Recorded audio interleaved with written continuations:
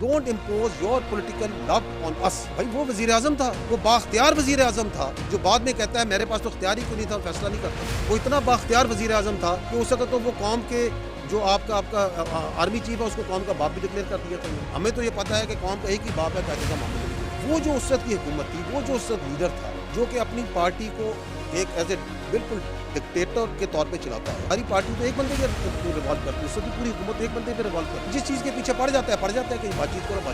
جو اس وقت D G آئی تھے وہ کدھر ہے, جن کو انہوں نے اپنی سیاست کے لیے استعمال کیا. آپ یہ ادارے پہ نہیں لگا سکتے, یہ شخصیات کا کھیل تھا. وہ جو ابھی بھی بیٹھ کے کہتے ہیں کہ آپریشن نہیں ہونے دیں گے, ابھی بھی کہتے ہیں کہ بات چیت سے مسئلہ حل کرو, وہ جو خط ادھر تھا وہ خط ابھی بھی. آپ کو ان کی پرورٹڈ آئیڈیالوجی کے ساتھ آپ کو کیا محبت ہے؟ وہ بااختیار وزیر اعظم تھا, اس وقت کے آرمی چیف کو قوم کا باپ ڈکلیئر کر دیا تھا. D G I S P R lieutenant general Ahmed Sharif Chaudhry کی جی ایچ کیو میں میڈیا کو بریفنگ. کہا ہم تو یہ سمجھتے ہیں کہ قوم کا ایک ہی باپ ہے اور وہ قائد اعظم محمد علی جناح ہے. وہ بااختیار وزیر اعظم تھا جو اب کہتا ہے کہ میں بے اختیار تھا. آج کی حکومت بااختیار ہے, پہلے کی حکومتیں بھی بااختیار تھیں. یہ بیان میں ذائقہ خیز ہے کہ ہم بے اختیار ہیں, کوئی فیصلہ نہیں کر سکتے. کسی کی سیاست, کسی کی ذات پاکستان سے بڑھ کر نہیں. ہمارے لیے تمام سیاسی جماعتیں صوبے اور فرقے برابر ہیں. ایک لیڈر اپنی پارٹی کو عامر کی طرح چلاتا ہے, ساری پارٹی ایک بندے کے ارد گرد گھومتی ہے, وہ جس چیز کے پیچھے پڑ جائے پڑ جاتا ہے. اس وقت کے D G I S I کدھر ہیں جنہیں اس نے سیاست کے لیے استعمال کیا؟ یہ اداروں کا نہیں, شخصیات کا کھیل تھا.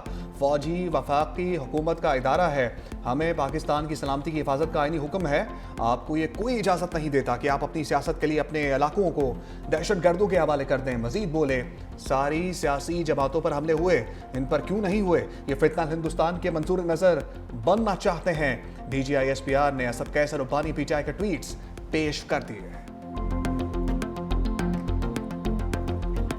یہ فرما رہے ہیں کہ اسی طرح ایک زمانے میں اے این پی کو غیر مقبول کیا گیا تھا. اے این پی اور باقی بہت سے پولیٹیشنز اور پولیٹیکل پارٹی خیبر پختونخوا کی غیور پولیٹیکل پارٹیز, محب وطن, اس اپنی دھرتی سے پیار کرنے والے, وہ اس دہشت گردی خلاف کھڑے ہوئے. انہوں نے سینوں پہ گولیاں کھائیں.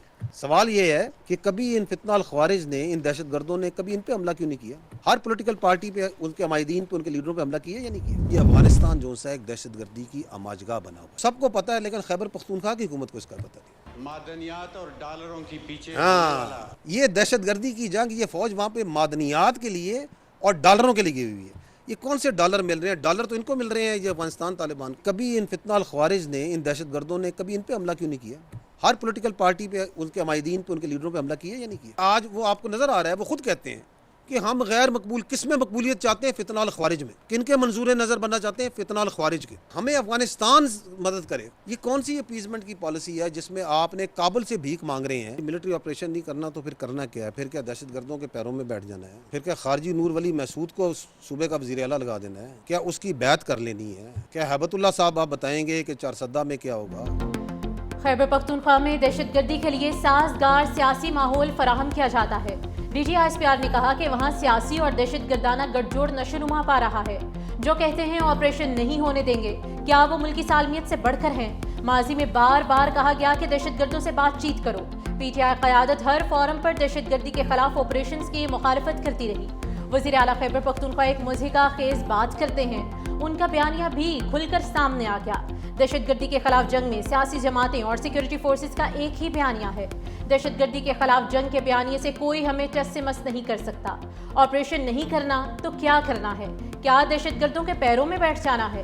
کیا خارجی نور ولی محسود کو صوبے کا وزیر اعلیٰ لگا دیا جائے, اس کی بیعت کر لی جائے؟ کیا ہیبت اللہ بتائیں گے کہ چارسدہ میں کیا ہوگا؟ یہ کابل سے بھیک مانگ رہے ہیں کہ سیکیورٹی گارنٹی دیں. دہشت گردی کی جنگ ہم پر مسلط کی گئی, لڑنے کے سوا ہمارے پاس کوئی آپشن نہیں. ہم حق پر ہیں, ہم نے ہی غالب آنا ہے. ریاست ہوگی, اس کی سیکیورٹی ہوگی تو کاروبار ہوگا. معدنیات کا فائدہ کے پی کے عوام کو پہنچے گا. ایک جغرافیکل ایکسپریشن ہے افغانستان. کیا وہاں حکومت ہے؟ وہاں کوئی حکومت نہیں ہے. وہ کہلواتے ہیں اپنے کو interim Afghan government. Is there inclusive government there? No there is not. پوری دنیا سے دہشت گردوں کے لیے, نان اسٹیٹ ایکٹرز کے لیے وہاں پہ ایک آماجگاہ بن جاتی. مختلف کریڈ کے دہشت گرد آرگنائزیشنز وہاں سے آپریٹ کر رہی ہیں. القاعدہ ہے تو وہاں پائی جاتی ہے. ریجنل لیول پہ داعش, آئی ایس آپریٹ کر رہی ہے تو وہاں پائی جاتی ہے. پاکستان کے لیے اسپیسیفک بی ایل اے ہے, فتنہ الہندوستان, ٹی ٹی پی ہے, فتنہ الخوارج, اس کا گارڈ, اس کی تربیت گاہیں, اس کی لیڈرشپ وہاں پہ موجود ہے. یہ جو دہشت گرد ہیں یہ خوارج ہیں, ان کا دین اسلام سے کوئی تعلق نہیں ہے. یہ فتنہ الہندوستان ہے, ان کا پاکستان سے یا بلوچیت سے کوئی تعلق نہیں ہے. سب دہشت گردوں کا ایک ہی باپ ہے اور وہ افغان طالبان ہیں. D G I S P R lieutenant general Ahmed Sharif Chaudhry کی پریس کانفرنس. کہا دنیا کہہ رہی ہے افغانستان دہشت گردوں کی اماج گاہ ہے. افغانستان پورے خطے میں دہشت گردی کا مرکز ہے. 2021 میں افغانستان میں تبدیلی آئی. دوحہ معاہدہ ہوا. افغان گروپ نے دوحہ میں 3 وعدے کیے. افغان گروپ نے وعدہ کیا افغان سرزمین سے دہشت گردی کا خاتمہ کیا جائے گا. افغان گروپ نے وعدہ کیا کہ افغانستان میں عورتوں کی تعلیم یقینی بنائی جائے گی. تمام دہشت گرد تنظیمیں افغانستان میں ہیں, ان کی پرورش کی جا رہی ہے. گزشتہ سال اکتوبر میں پاک افغان سرحد کشیدگی ہوئی. پاکستان بار بار افغانستان کو سمجھاتا ہے کہ خارجی دہشت گردوں کو سنبھالیں, لیکن جو بات نہ بنی تو پھر گھنٹوں میں افغان پوسٹوں کو نشانہ بنایا گیا. امریکہ افغانستان میں 7 ارب 20 کروڑ ڈالر کا جدید ترین اسلحہ چھوڑ کر گیا. افغان طالبان اپنی تنظیمی طرز پر ٹی ٹی پی کو تیار کرتی ہے. افغان طالبان وار اکانومی کو چلانے کے لیے دہشت گردی کو سپانسرڈ کرتے ہیں.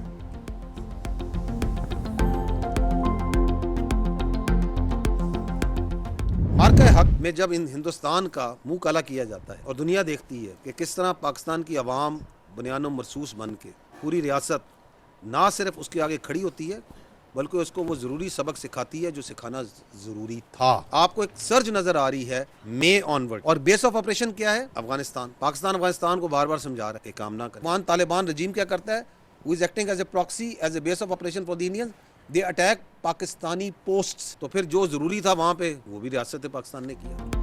مارکہ حق میں بھارت کا منہ کالا کر دیا. ترجمان پاک فوج احمد شریف چودھری کا 2 ٹوک جواب. کہا بھارت کو سبق سکھانا بہت ضروری تھا. پاکستان میں بھارتی پراکسی کے ذریعے دہشت گردی پھیلا رہا ہے. بھارت افغان سرزمین دہشت گردی کے لیے استعمال کر رہا ہے. افغان طالبان, خوارش اور ہندوستان گٹھ جوڑ 2025 میں کھل کر سامنے آیا.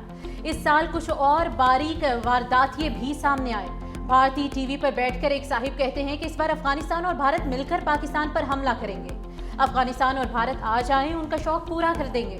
ہندوستان میڈیا پر بیٹھا شخص بھی ساتھ ہی آئے, چھپ کر نہ بیٹھے. ارنب گوسوامی کو دیکھ کر ہنس کیوں رہے ہو, یہ بھارتی دانشور ہے. مودی کی صورت میں افغانستان کو ایک نیا اوتار مل گیا. دہشت گردوں سے جھڑپوں کے دوران طالبان کا نام نہاد وزیر خارجہ کہاں تھا؟ ان کا اسلام کہتا ہے کہ ہندوستانیوں کے پاؤں پڑ جاؤ. افغانستان میں کوئی حکومت نہیں ہے بلکہ ایک چھوٹا سا گروہ قابض ہے.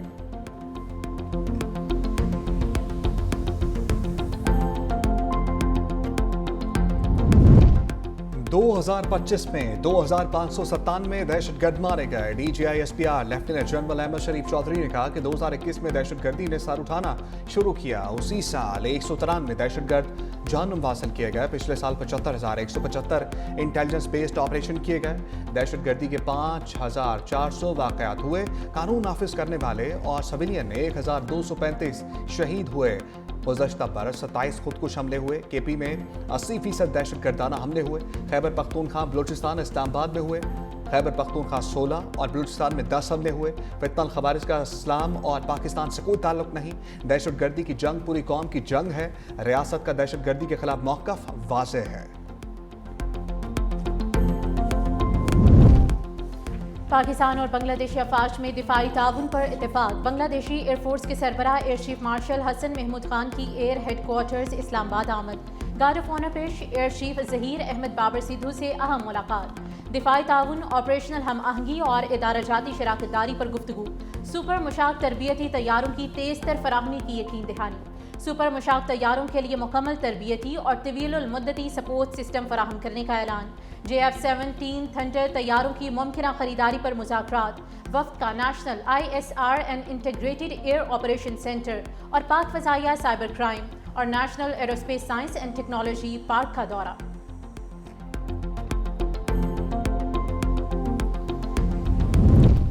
تاریخ میں پہلی بار ایک ملک کے صدر کا دوسرے ملک کی عدالت میں ٹرائل. وینزویلا کے صدر اور اہلیہ پر نیو یارک کی عدالت نے فرد جرم عائد کر دی. نیکولس مودورو اور اہلیہ کا صحت جرم سے انکار. جج سے مکالمے میں مودورو نے کہا کہ میں جنگی قیدی ہوں, اب بھی اپنے ملک کا صدر ہوں, مہذب آدمی اور بے گناہ ہوں. وینزویلا سے اغوا کیا گیا. مودورو کے وکیل نے کہا کہ میرا موکل خود مختار ریاست کا صدر ہے اور اسے استثنا حاصل ہے. فوجی طاقت سے اغوا غیر قانونی ہے۔ مدورو کی اہلیہ کے وکیل نے بتایا کہ میری موکلہ کو حراست کے دوران شدید چوٹیں آئیں۔ عدالت کی مدورو کو 17 مارچ کو دوبارہ پیش کرنے کی ہدایت۔ امریکی میڈیا کے مطابق مدورو اور ان کی اہلیہ نے ضمانت کی درخواست دینے سے انکار کر دیا۔ دونوں کو سماعت کے بعد دوبارہ بروکلین جیل بھیج دیا گیا۔ ہفتے کے روز وینزویلا کے صدر اور اہلیہ کو امریکی فوجی آپریشن کے دوران گرفتار کیا گیا تھا۔ عدالت کے باہر مدورو کی گرفتاری کے حق اور مخالفت میں احتجاجی مظاہرے۔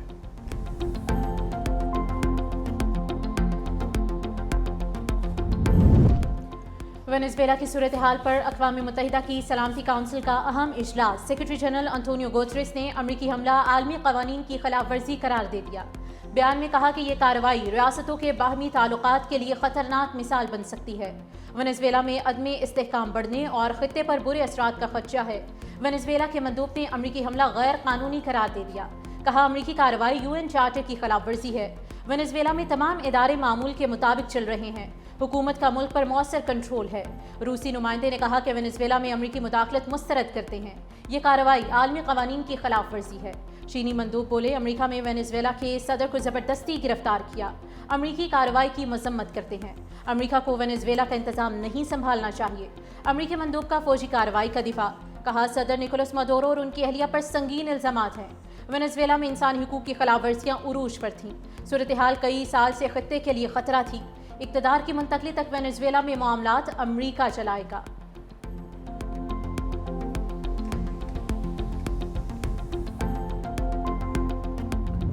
وینزویلا میں کارروائیاں عالمی امن کے لیے خطرہ ہیں۔ اقوام متحدہ میں پاکستان کے مستقل نمائندے عثمان جدون کا سلامتی کونسل اجلاس سے خطاب۔ کہا اقوام متحدہ کا منشور بین الاقوامی تنازعات کو پرامن طریقوں سے حل کرنے کا پابند کرتا ہے۔ ایک طرفہ فوجی کارروائی ان اصولوں اور خود مختار استثناء کے نظریے کی نفی ہے۔ پاکستان تمام فریقوں پر زور دیتا ہے کہ وہ مزید تحمل کا مظاہرہ کریں۔ پاکستان کا وینزویلا کی صورتحال پر اظہار تشویش، تنازعات کے حل کے لیے مذاکرات اور سفارتکاری پر زور۔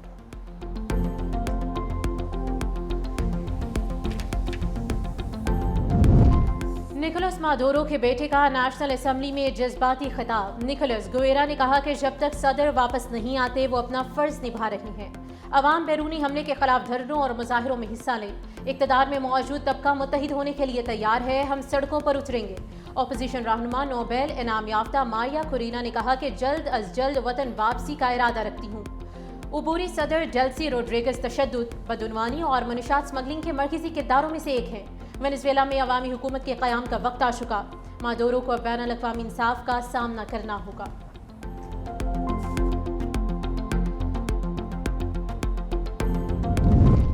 کولمبیا کے صدر گستاوو پیٹرو کا ٹرمپ کی دھمکیوں پر ہتھیار اٹھانے کا اعلان۔ بولے ہتھیاروں کو ہاتھ نہ لگانے کی قسم کھائی تھی، وطن کے لیے ایک بار پھر ہتھیار اٹھانے کو تیار ہوں۔ کولمبیا کی انسداد منشیات پالیسی مضبوط ہے، امریکہ کی جانب سے لگائے گئے الزامات بے بنیاد ہیں۔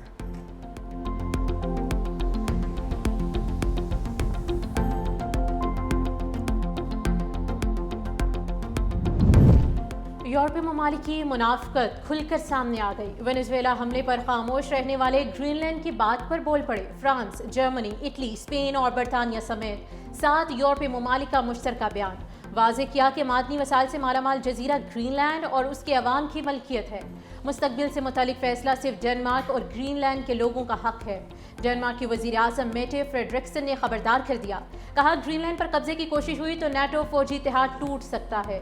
برطانوی وزیر اعظم کیئر سٹارمر نے کہا کہ گرین لینڈ کے مستقبل کا فیصلہ عوام اور ڈنمارک کی حکومت کا حق ہے۔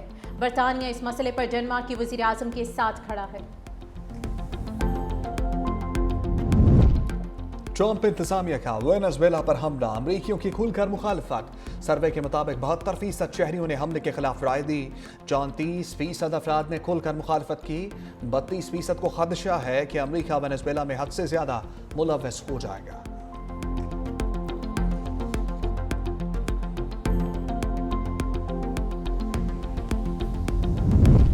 وزیر خارجہ اسحاق ڈار سے ایران کے سفیر رضا امیری مقدم کی ملاقات۔ پاکستان اور ایران کے درمیان 2 طرفہ تعاون پر تفصیلی تبادلہ خیال، تجارت، توانائی، سرحدی تعاون اور علاقائی روابط پر پیش رفت کا جائزہ۔